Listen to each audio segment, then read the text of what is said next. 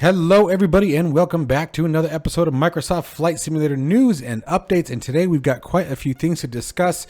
Definitely a couple of talking points as we have some pretty bumming information.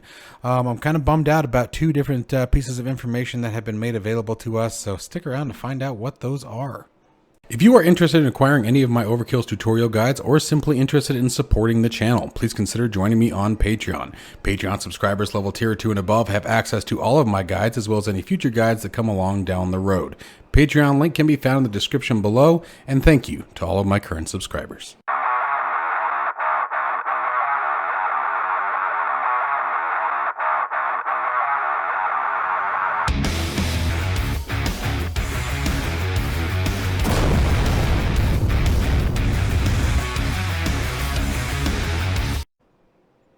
All right, as always, my friends, this is more than just sharing the news. You guys are going to hear my thoughts and opinions and the things that I'm looking forward to, or in this case, a little bit on the bummed out side about. We have a little bit of both in today's videos. We have good and bad, so stick around for everything. Let's go ahead and get started. As always, feel free to simply minimize the screen and just listen to the sound of my beautiful voice while you enjoy a soothing flight somewhere over the Caribbean is my recommendation today. So let's get started. Okay, so to start off the day here, we have Pilot Experience Sim has been working on the MAL M7235. This is a general aviation aircraft from back in the 1980s, very similar in aspect to what you would find, say, for example, like the Pipers, the Arrows. So very similar in size, very similar in capability. Does have a cruising speed of over 150 miles an hour, but again, small 4-passenger aircraft, nothing too crazy. Now, one of the things that really makes me happy about this particular aircraft, and any time that I hear about this, is that the developers have access to the real thing. And that always makes me a bit more optimistic about what we're going to be presented with, because whenever you see that kind of thing, you know that you're going to have a better access to sound features, textures, oddities in the aircraft, things that might be a little bit weird in the flight behavior that maybe isn't publicly available data, something that, you know, you just have to sort of get from the experience of flying the aircraft. So I really get excited when I hear about developers having this kind of access, just simply because it's going to provide a better experience for us in the long run. Now, we don't have any kind of release date or any kind of solidity to that, although they are hoping that we should see it by February, so just a few weeks from now. So no solid date, but we do know that their target is next month. Now, here's the big kicker, guys. To sum up everything that I've just said, the developer themselves have stated that they are aiming for what they would call a study level aircraft. There's that magical term that can be so detrimental or extremely rewarding. So this will be definitely one that I will be grabbing onto anytime they say study level, especially with general aviation, because we don't have a lot of that yet. Got my attention when the developers themselves are willing to boast it. Ooh, boy, you better back it up. All right, so this next one is the first piece of kind of bumming information. I'm really bummed out about this. I was looking forward to this aircraft. Blackbird Simulations, as we all know, formerly of Milviz, announced recently, unfortunately, that their ATR project is on hold indefinitely. Unfortunately, it sounds like so the quote from the development team is, "At this time, after having invested significant bucks, we've decided that for the moment, we're putting the project on hold. The reasons should be obvious, but in case they're not, I am listing them below."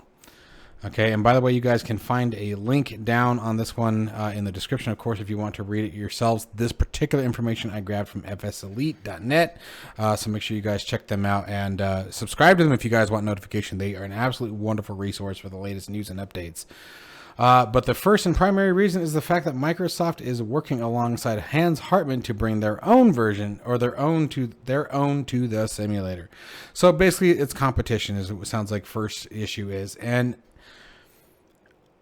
so for me, that first one strikes me a little bit odd, because it really depends on what your efforts are and what your capabilities are, I guess. Now, if you're aware that you're going to get stomped, you know, then maybe that's the case. Maybe there's more information there than what we're aware of. But, you know, it's one thing for like the P40. I think there are 4 versions right now of the P40 from 4 different developers. You know, that's crazy, but they kept doing it and they must be successful. They're selling like crazy. You know, the reviews on each one of them has actually been very good. So, you know, to have just one other developer doing the ATR, now I could see that being a little hiccup. So, you know, we'll keep going here and figure out what the rest of the information is here. Blackbird says that regardless of price or quality level, they won't be able to compete. So there it is.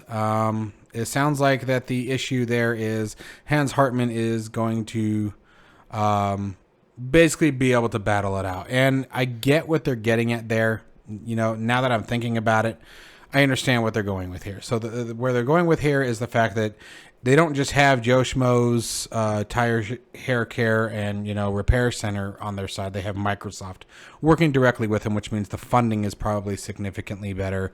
And therefore you have more access to resources, can increase patching level much faster, and obviously be able to do a lot more when you have the, you know, software corporate giant of the world at your side. So I can understand that to an extent, but I guess again, for me, it would depend on how far along did they make it, right? Furthermore, the team felt that the 3D modeling was below standard for what they were aiming for and would need to spend an extra $20,000 or $30,000 and several months on improving it. Okay, that's the first one that I really can back up. You know, and that sounded wrong. You guys know what I mean. I just said what I said about having Microsoft on your side. That's a pretty heavy bat. Okay, but I didn't understand the stopping point. Now, this is coming up to quality and the level that you want to produce. So this part I can understand. If you are already doubting yourself in the quality that you're able to currently produce based on a target to what you were actually able to bring to the table, understanding the resources and tools required in order to make it up to the quality of level that you were trying to produce. 30 grand, yeah, that's crazy. Don't get me wrong. I mean, you got to think about what that would take here. So let's gosh, if you sold that, if you sold this aircraft at $40, I mean, you guys do the math. At $40, what, you'd have to sell 4,000 copies of it? Is that right? You know, someone check my math. I believe that's right. To start really making any kind of profit. And that's just on the texturing that they're saying here. The 3D modeling, they're looking at 20 to 30 grand more to get it to where they'd want to be. And as they said, several more months. Now, again, that brings us back to the Microsoft giant. Microsoft giant already has all the resources. They have all the funding. They have all the time. And, you know, resources where they could beat the time and push anything they want out and get ahead of the game. I will say that it's probably less likely that someone is going to buy multiple products of the same aircraft. You will have certain people who are fan-based, right, who are Milviz solid, who the Milviz is what they're going to stick with. They don't care what Microsoft or Hans Hartmann push out. They're going to stick with Milviz, you know, right? But really, when it comes to generalized simulation, I would imagine that the general principle is it's really going to come down to, is the product good? Is it worth my time? This one came out first. It looks great. It's fantastic. Everyone's giving good reviews. I'm going to grab it. And then when Milviz releases theirs, well, then they're going to be like, well, no, I already have this plane. Yeah, it looks good. It's great. I'm glad they did that, but I already have one. So I guess I can kind of understand that. Actually, I can a lot of understand that. And the reason why I'm bummed is, you know, I know that there's a lot of controversy. I've heard a lot of controversy on this channel in the comments about Milviz. Specifically targeting their update cycle. They always have a great initial release, but I've seen a lot of you guys get really frustrated about how long it takes them to then update their aircraft thereon after. And to an extent, I can support that theory, or that feeling. I will agree that their update cycle can be a little lacking on some things. But all in all, I really love their aircraft. You know, They pull out an awesome plane. I was really kind of bummed out to see this one. I've loved all the aircraft from them that I've purchased thus far. Or Blackbird simulations, I should say. So this was really a bum out because we've been following this one for a while. I've been keeping up on even the Milviz forums, or their Facebook page, I guess, to be more specific, and was really looking forward to this. So for me, it's disheartening because I feel like you had a giant step over the little guy and just knock them out of the park. So, I mean, I guess, again, even if they're saying that the 3D modeling isn't as, qualifying as they were looking for and hoping for, that's still heartbreaking, because that tells me that they did have a 3D model done. We have screenshots like the one you're seeing now of it in the sim, so how much further did they get to basically get pushed out? And that's just sad. That's disheartening to me. And honestly, some of the larger development teams, it's 50-50, right? We've seen Microsoft put out some great products. We've seen them not so much. And it just, I guess, there's always a backstory to everything, and we're never going to know the backstory. We're not going to know why didn't Microsoft go to Milviz when they knew that they were already producing the aircraft. I guess we'll never know that part, but it's really sad to me, because I was looking forward to it. I think the Milviz team is a good team, and was really kind of hoping that we'd see this one come out. All right, the developer RD Presets has made an update to their Bergen Airport. Now, the Bergen Airport is a really, really beautiful region, you guys. My wife actually just was not too long ago able to go out there with her brother for a trip all the way through the Nordic areas. So it was really awesome to see this airport of all airports coming to the sim, because it's like one of those things like, oh, my wife went there. So I, of course, had to pick it up and go fly it just to say I've been there too. Right. And they did an absolutely amazing job. This is an incredibly beautiful piece of scenery with animated jetways, new terminals, animated tram for the new terminal, animated jetways for the old terminals, helicopters, animated aircraft or AC on some buildings, and parallax on the buildings. Some fixes that they did was they changed the runway slopes, they removed the cruise ships, and jetway colors of the old terminals. So they've really done a great job about bringing the airport back up to real world status here. And I like that they added the new terminals. I think that's pretty cool that they're updating along with the airport. But this is a really, really beautiful region of the world, and I highly recommend you guys check this one out. This one can be picked up from the RD Presets store for $19.99. It's really not bad at all.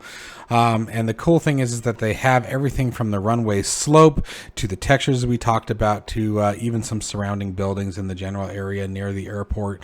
So even as you get close to the airport itself, you're going to start to get some of those really awesome textures and development that has been worked on it.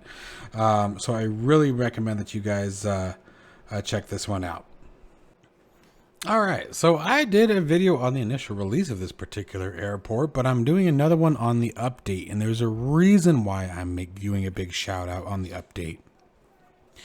One of the critical features to any development team, in my personal opinion, especially when it comes to any kind of simulation experience, is listening to the people you're trying to reach.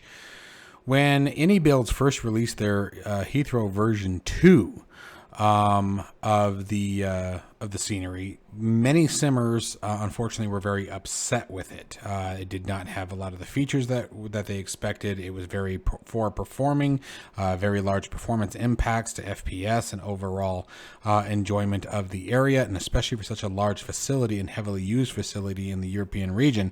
That's sort of one of those ones that you really can't get wrong if you're going to do something like a central hub. And one of the things that I'm very happy to read whenever it comes down to these kind of things is when you hear of a developer flat out saying, all right, we didn't make you happy, we're trying again, here's a brand new release of this particular, object, whatever it may be. In this case, London Heathrow's version 3. Now, if you are already an owner of the AnyBuilds Heathrow version 2, simply use the Any App Manager and you can update to V3. V3 is also currently on sale for 30% off for a limited time on the AnyBuilds website. Now, they've done a bunch of things. I'm going to highlight quite a few here.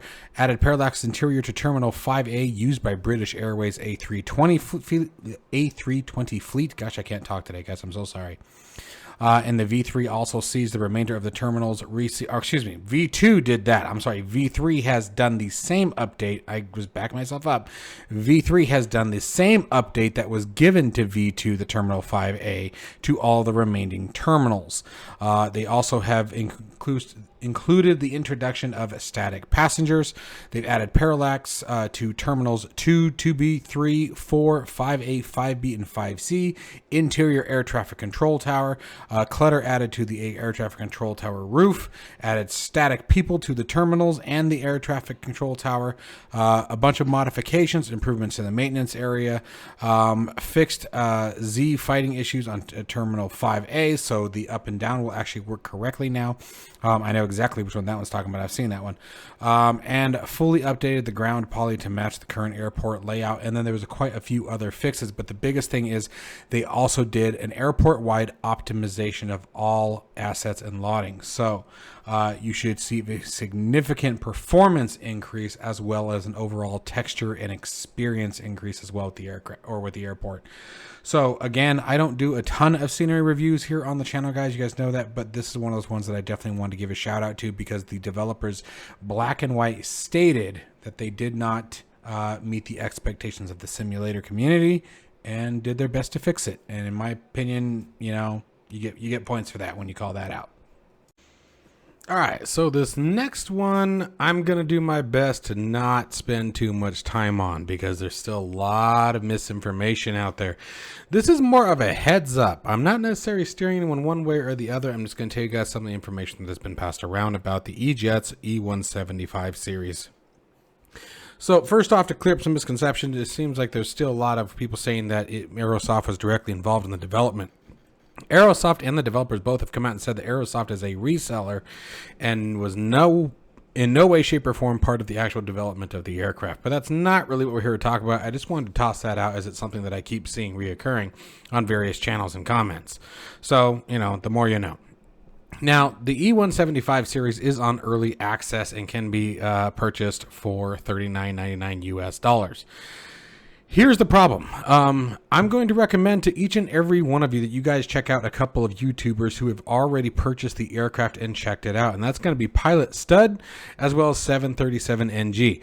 737NG's channel, he was very disappointed, but it was very valid. I loved the way he presented his information. It was very unbiased, sticking to the facts, sticking to what should have been, sticking to what's not there, and what was stated and promised, and what was stated in the aircraft description. So the biggest things to understand about this aircraft is it was basically supposed to be on those lines of, I'm going to call it high fidelity. I do not want to say the study level word because it hasn't been quote unquote stated that I have personally seen. I have not seen the developers use the word study level, but we do know that it's supposed to be high fidelity, and it's missing a lot, guys. I know there's some major issues with LNAV and VNAV. It does not have its own flight creation system, meaning that flight paths have to be created from the world map is my understanding of this aircraft. It is missing a ton, and the only real way to really ascertain that information, I have to agree with 737NG's experience, was that you'd have to watch a 3-hour live stream. And the reason why I'm pointing this out is because there is a description on the Aerosoft website that is just invalid and incorrect. It is not fully representing the current state of the aircraft at the time of purchase. And that is critical. I have no problem with early access, you guys. DCS World is still one of my favorite simulators, and it prides itself on the ability to release aircraft in early access. The Apache was early access. The F-18 Hornet was early access. The F-16 Viper, I can go on and on. I don't have a problem with that because they tell you from the get-go what you're getting. They do tell you what's coming down the road. I don't have any problem with that as long as you are very upfront and blunt about what is to be expected in the initial release of the aircraft. What am I buying today? Okay, not what are you hoping I'm going to have purchased a year from now? What am I spending my money on right now? When I download and fly this product, what am I getting today? And I will admit that the aircraft description is very misleading. It is very misrepresenting of its current status based on the multiple videos of the aircraft that I have watched. Now, some people have been very, very harsh on it. Others have been a bit more relaxed. And like I said, I find that both Pilot Stud and 737NG did a wonderful job in representing their opinions and overall status of the aircraft without necessarily demolishing or, beating the developers, digitally down to the ground here. Again, they both stuck with their facts. 737NG really broke it down and got even into the legal aspect of it, of European law, and why the description is a falsehood. Now, I'm not going to go as far as stating that. Again, I do not live out there. I live in the United States. My biggest thing is it's just black and white. It's just about being truthful and honest. Tell me what I'm buying today, and I'll support you in whatever you're doing, as long as you continuously update and you continuously provide information about where your progress is. Early access is all about information. It's all about you being completely transparent with what you are selling and what you are giving, and then what the end goal is and where you're at as time progresses. So anyway, long story short with this aircraft, guys, before you buy it, do your research. Definitely watch videos on it and make sure that you are okay with its current condition. I am not telling anybody not to buy it. Please do not misconstrue this. I am simply making sure everyone has the warning of what its current state is, and that some of the description elements are a little misleading. Not trying to put anyone down or badmouth anyone. Just please make sure that you do some research on this aircraft before you buy it, and make sure it's in a condition where you're going to be happy with what you spent, and that you're going to be okay with waiting for the remaining features to join the aircraft. Next up, we have Flow from Parallel 42 has released another update. Now, for those of you who don't know, Flow is actually a really awesome application that changes the user interface in Microsoft Flight Simulator from the drop-down toolbar at the top with the very clunky, legacy 2002 menu system to a much more sleek, interactive, customizable, and very responsive user interface. Now, they've released some very heavy feature updates in this latest release here. Now, I do recommend you guys check the link down in the description below. It'll be titled Flow Updates. Make sure you guys come and then scroll to the bottom of the page, and you'll see where all of the add-on updates are. But a few, they've done smart nameplates now, customizable nameplate features. Now, that's nameplates for the UI itself. The ghost wheel they've added as well. They've added new comm widgets, so your radios and transponders and things like that, you can now create widgets for them. And then added a widget toggle to the active pause, and then added a widget to toggle 3D thermals.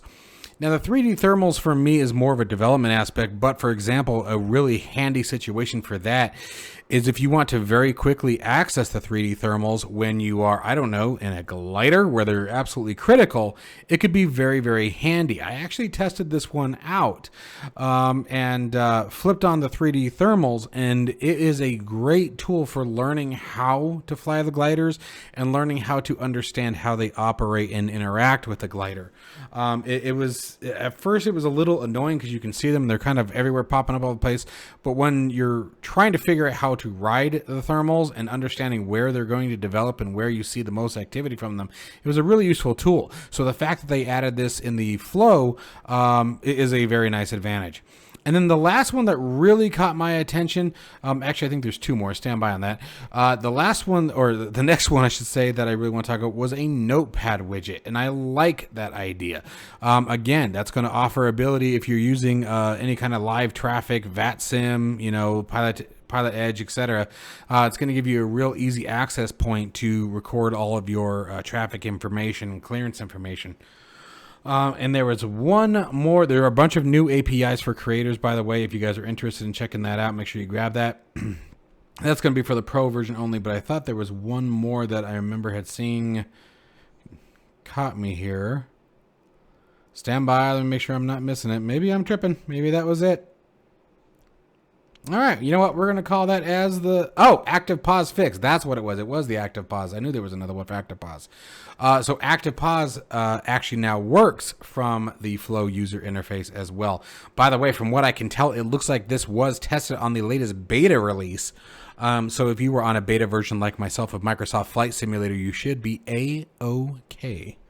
And of course, just remember that Flow can be picked up from the Orbix website or the Orbix application. There are 3 different variants of it. You have free, Essentials, and Essentials, Essentials and Pro. So there's a freeware, Essentials, and Pro. And I believe the price point obviously is free, $15 and $25. I have the Pro version, and I highly do recommend it. It is extremely customizable. It has a very, very nice interface, but Essentials is definitely on on par as well. All right, my friends. Well, that is going to bring this news and updates episode to a close. I hope you guys found some valuable information. Let me know what your thoughts are on all the topics that we discussed today.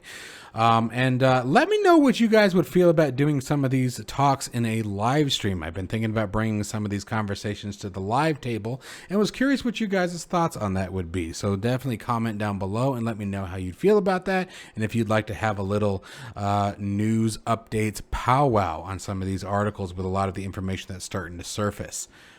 And then obviously one more time, guys, a very, very big shout out to all of you and all of my supporters for the continued action that was taken in regards to the hack that took place over the weekend.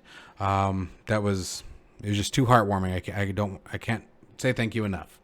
But as always, guys, you know the drill. Hit that like and subscribe button, ring the bell for notification of future content. If you enjoyed it, stay safe and healthy. I'll see you in the next one.